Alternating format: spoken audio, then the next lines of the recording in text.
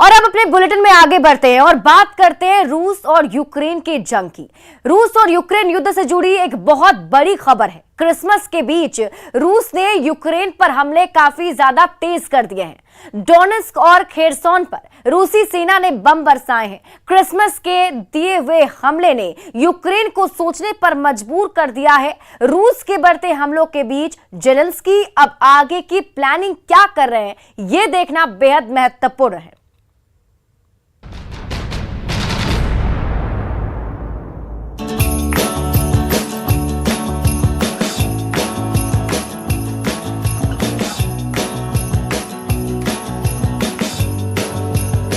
जब शांति के मसीहा के लिए दुनिया कैंडल जला रही है,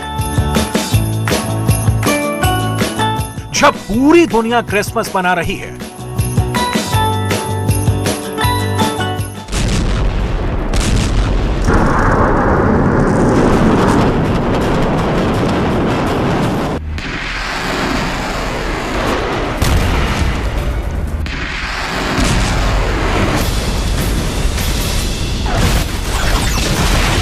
उस वक्त भी अमन में उठे हाथ और जंग में गरजती बंदूकों के बीच जंग जारी है।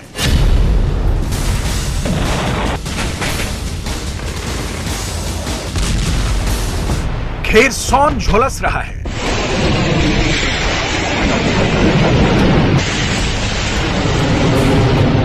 खेरसोन की सड़कों पर मातम पसरा है। ताजा रूस के हमलों ने खेरसोन की बुझती सांसों पर एक बार और हथौड़ा दे मारा है। रूस की मिसाइलों ने शहर से उसके प्राण सोख लिए हैं। यूक्रेन के सिपाहियों के इलाके में मुआयने का वीडियो खेरसोन प्रशासन ने जारी किया है। ये हालात देखने के बाद क्रिसमस के मौके पर मन तो खट्टा हो ही जाएगा। दुनिया में अमन और सह अस्तित्व वाली सारी कस्में आज बेकार की बातें लगेंगी। खेरसोन प्रशासन का कहना है कि रूस के हमले में शहर के 10 लोगों की मौत हो गई है। 58 से ज्यादा लोग जख्मी हुए हैं। हालांकि यह डिटेल अभी कंप्लीट नहीं है, क्योंकि सड़कों से अभी कई और जनाजे उठ सकते हैं। खेरसोन में लाशें पहली बार नहीं बिछी हैं।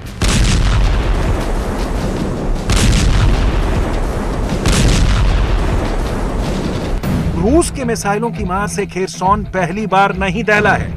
पहली बार खेरसोन में खून नहीं बहा है। पहली बार रूस के हमले में खेरसोन में मौतें नहीं हुई हैं। लेकिन तब रूस कब्जे के लिए लाशें बिछा रहा था। अब रूस जेलेंस्की के जीते क्षेत्र पर कब्जे के लिए लाशें बिछा रहा है। यूक्रेन के राष्ट्रपति जेलेंस्की के शब्दों को आज जरूर सुनना चाहिए, क्योंकि युद्ध की विभीषिका में दहकते देश के पास अब खोने के लिए सिर्फ अपने बचे हैं। खेरसोन रक्त रंजित है। Для нас усі свята мають гіркий присмак, і традиційний дух Різдва ми можемо відчувати інакше. Не такою смачною і теплою може бути вечеря за сімейним столом. Біля нього можуть бути порожні стільці. І не такими яскравими можуть бути наші оселі та вулиці. І не так гучно і надихаюче можуть лунати різдвяні дзвоники через сирени повітряної тривоги або ще гірше постріли і вибухи. І все це разом може нести велику загрозу. Це зневіра у вищі сили та їхню могутність, у добро і справедливість на світі. Втрата надії, втрата любові, втрата себе. Де б ми не були, ми будемо сьогодні разом. І разом подивимось у вечірнє небо. І разом згадаємо ранок 24 лютого. Згадаємо, скільки пройшли. Згадаємо Азовсталь, Ірпінь, Бучу, Краматорськ, Зміїний, Чорнобаївку.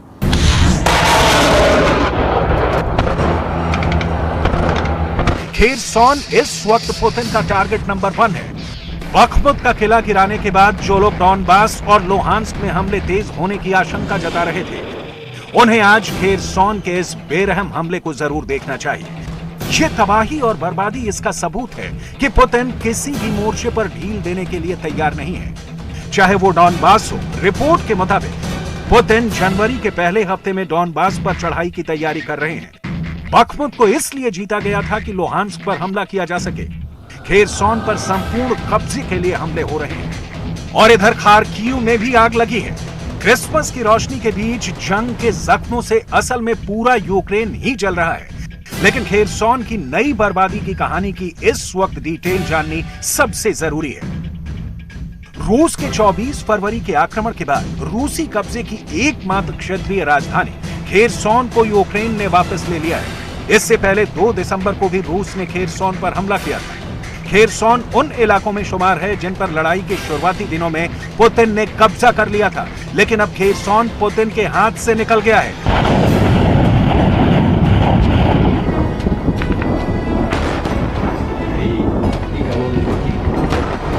और ये पुतिन बर्दाश्त करने के लिए तैयार नहीं है, लिहाजा खेरसोन मौत के कुएं में तब्दील हो गया है। चलते फिरते लोग इस मौत के कुएं में समा रहे हैं। पुतिन इस जंग में बहुत कुछ खो चुके हैं और उनके सामने विकल्पों का घोर अभाव है।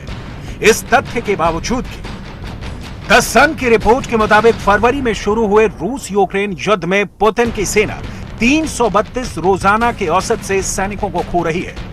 एक्सपर्ट्स का मानना है कि ये एक बड़े खतरे की सैन्य विफलता है, क्योंकि खराब ट्रेनिंग और हथियारों के साथ सैनिकों को मरने के लिए खाई में धकेल दिया गया है। रूसी सैनिकों की मौत के आंकड़े अफगानिस्तान में हुए रूस के नुकसान से 6 गुना और इराक में हुए अमेरिका को हुए नुकसान से 20 गुना ज्यादा है।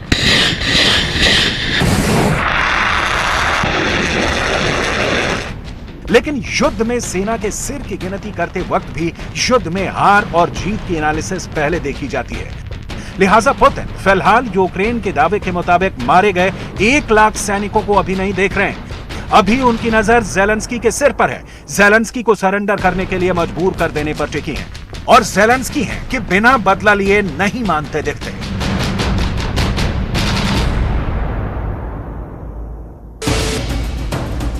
लेकिन ज़ेलेंस्की ये बदला कैसे लेंगे? खेरसोन पर ज़ेलेंस्की कब तक काबिज रहेंगे? यूक्रेन पर रूस के तेज हमले अभी और तेज होंगे। और अब बात करेंगे नगर निकाय चुनाव की। पटना नगर निगम चुनाव के लिए प्रचार का शोर आज थम जाएगा। चुनाव प्रचार का आज आखिरी दिन है। मेयर प्रत्याशी सरिता नोपानी आज प्रचार कर रही हैं। पति कमल नोपानी के साथ वो प्रचार करने के लिए उतरी हुई हैं। समाज सेवी हैं कमल नोपानी और सरिता नोपानी, जो इस बार मेयर की प्रत्याशी हैं। लाइव तस्वीरें आप अपने टीवी स्क्रीन पर देख रहे हैं, जिसमें देखिए वो लोगों के बीच जाकर लोगों से अपने पक्ष में वोट करने की अपील कर रही हैं। आप बता दें कि सरिता नोपानी और उनके पति कमल नोपानी दोनों ही समाज सेवी हैं। कोरोना के वक्त में उन्होंने लोगों की बहुत मदद की थी, उन लोगों तक मदद पहुंचाई थी जहां तक लोग जो है बहुत ज़्यादा मुश्किल में थे और उन्हें खाने पीने की दिक्कत तक हो रही थी। तो वैसे में इन्होंने बहुत काम किया था और आज ये लोगों के बीच जाकर उनसे अपने पक्ष में वोट करने की अपील कर रही हैं। ऑक्सीजन मैन के नाम से मशहूर है कमल नोपानी, जो सरिता नोपानी के पति हैं।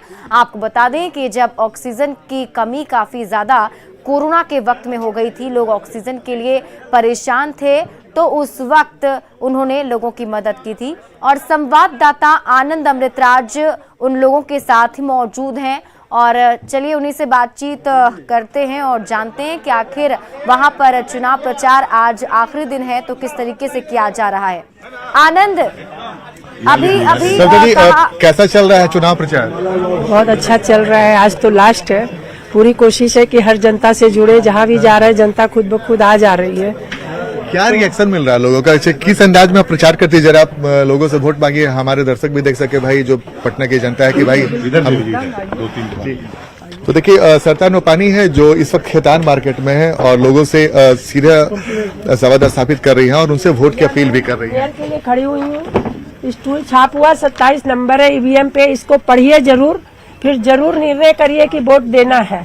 मैं यही आग्रह करूंगी कि एक अच्छे आदमी को लाइए। पहली बार ये हमारे पटना में मेयर का चुनाव हो रहा है। आप जैसे युवा जुड़ेंगे तो भी हमारा पटना अच्छा होगा।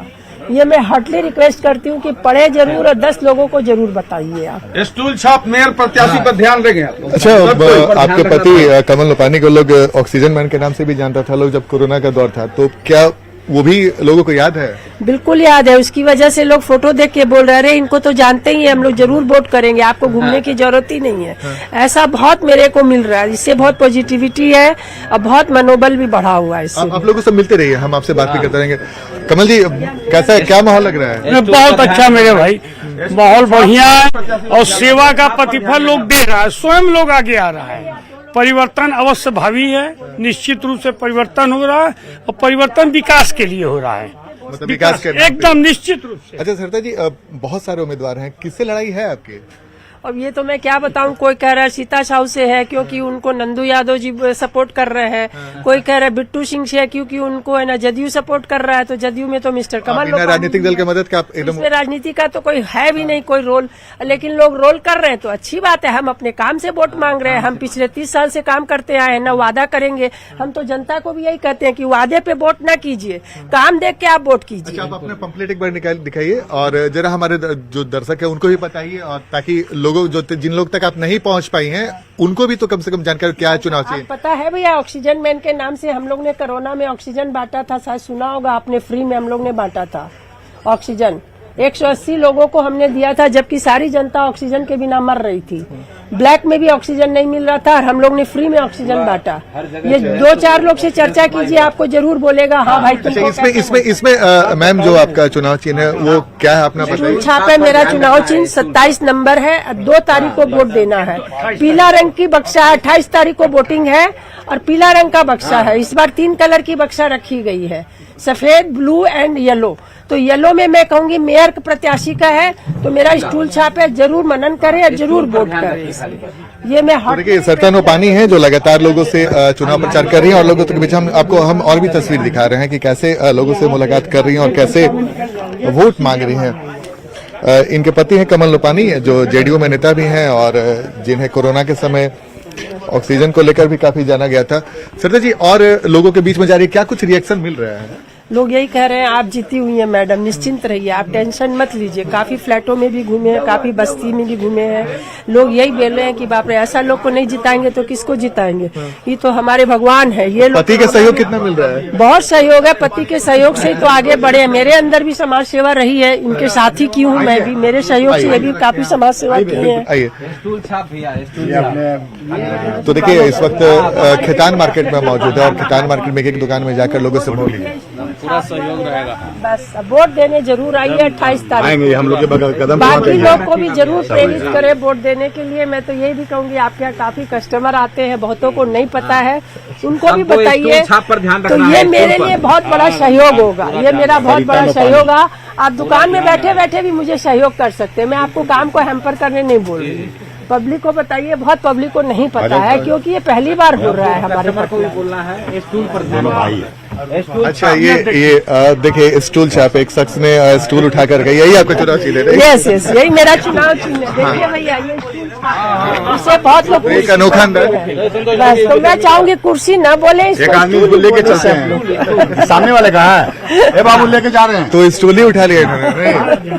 लेके चलते क्या दिक्कत? समर्थक लोग थकेंगे तो बैठ जाएंगे। समर्थक यही होते हैं कि हर एक चीज पे ध्यान देते हैं और सोचते हैं कि कैसे पब्लिक को हम लोग बताएं। ये समर्थकों का यही सबसे बड़ा सपोर्ट होता है। अब हम लगातार आपको तस्वीर दिखा रहे हैं कैसे सरता नोपानी मेयर प्रत्याशी सरिता नेपानी। हाँ चलिए, अपेक्षा है आप लोगों से, है ना, आशीर्वाद बनाए रखिए और लोकतंत्र के हित में मतदान आवश्यक है। पहली बार पटना में हो रहा है, यूथ लोग आगे बढ़े तो पटना भी आगे बढ़ेगा। तो सरता जी, आज तो फिर 5 बजे के बाद प्रचार बंद? जी, बंद हो जाएगा। इसीलिए सुबह 7 बजे से लगे हैं कि जितना जनसंपर्क कर ले, ताकि जनसंपर्क से लोगों को पता चलता है। बहुत लोग पेपर पढ़ते हैं, बहुत लोग नहीं पढ़ते हैं, बिजनेसमैन है, फुल ड्यूटी होती है इनकी, टाइम भी कर मिलता है। तो भैया, मैं मेयर प्रत्याशी हूँ सरिता नोपानी, मैं चाहूंगी कि आप लोग का वोट जरूर मिले मुझे। मेरा स्टूल छाप है, 27 नंबर क्रमांक है, 28 तारीख को स्टूल। और एक बार फिर से आगे बढ़ते हैं अपने बुलेटिन में। और रूस युद्ध यूक्रेन के बीच संयुक्त राष्ट्र संघ के दावे से हड़कंप मच गया है। एक रिपोर्ट में कहा गया है कि इस युद्ध में 6000 से ज्यादा आम नागरिकों की मौत हुई।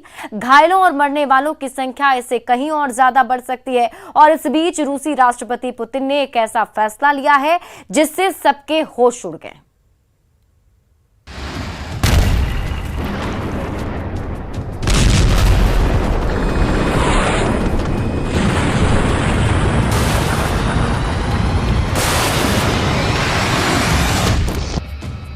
पुतिन पूरे यूक्रेन का रूस में विलय करवाना चाहते हैं, चाहे उनके सामने अमेरिका खड़ा हो या ब्रिटेन या फिर फ्रांस। पुतिन अपनी जिद पूरी किए बिना नहीं मानेंगे, चाहे वर्ल्ड वॉर ही क्यों ना हो जाए।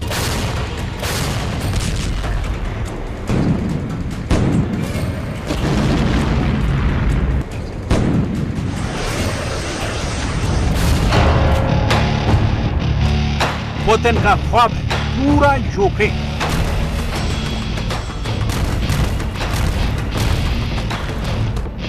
और इस ख्वाब को पूरा करने के लिए पुतिन को चाहिए एक बहुत बड़ी आर्मी, जिसको तैयार करने की प्लानिंग अब पुतिन ने शुरू कर दी है। और इसके लिए उन्होंने एक बहुत बड़ा टारगेट रखा है। यह पुतिन का टारगेट 30% है। यूक्रेन, ब्रिटेन, फ्रांस, अमेरिका की खुफिया एजेंसियों ने आखिर क्यों पुतिन के इस प्लान पर नजरें गड़ा रखी हैं? यूक्रेन के अंदर आखिर ये किस तरह की तबाही का नया प्लान है, ये आपको आगे बताएंगे।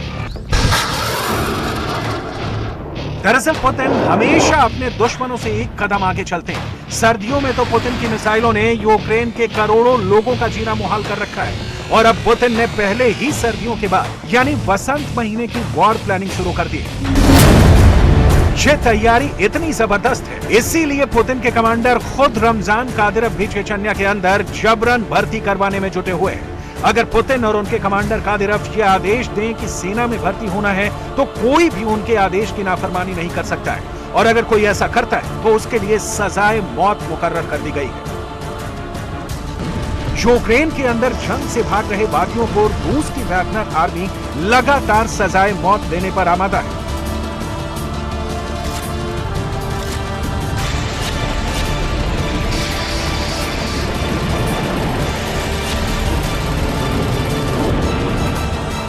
इसके साथ ही आपको ले चलेंगे मॉस्को और कीव, जहां क्रिसमस का सेलिब्रेशन तो हुआ है, लेकिन अंदाज एकदम जुदा है।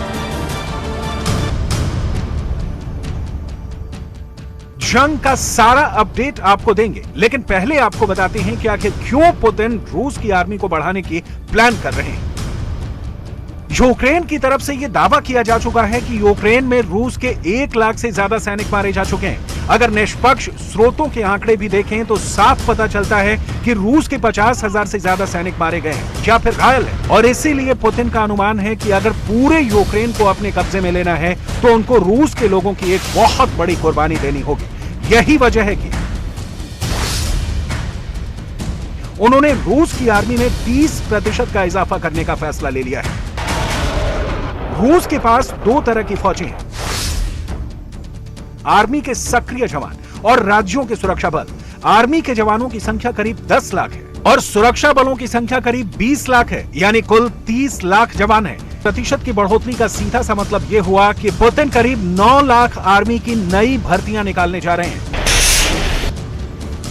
रूस के रक्षा मंत्री सर्गेई शोइगु और रूस के chief of general staff Valery Gerasimov के साथ मीटिंग में पुतिन ने यह निर्देश दिया था कि रूस की पश्चिमी सीमा से लगने वाले स्टेट जैसे फिनलैंड और स्वीडन में नाटो खुद को मजबूत कर रहा है। इसीलिए रूस के इन सीमांत इलाकों में सुरक्षा करने के लिए अब 2 नई ब्रिगेड्स की जरूरत है। पुतिन के इरादे क्या हैं, इनको पूरी तरह से समझ पाना आज भी मुश्किल है, क्योंकि दुनिया को पुतिन का वो बयान भी याद है जब 3 लाख सैनिकों की भर्ती के बाद पुतिन ने बयान दिया था कि अब मिलिट्री मोबिलाइजेशन की प्रक्रिया खत्म हो रही है।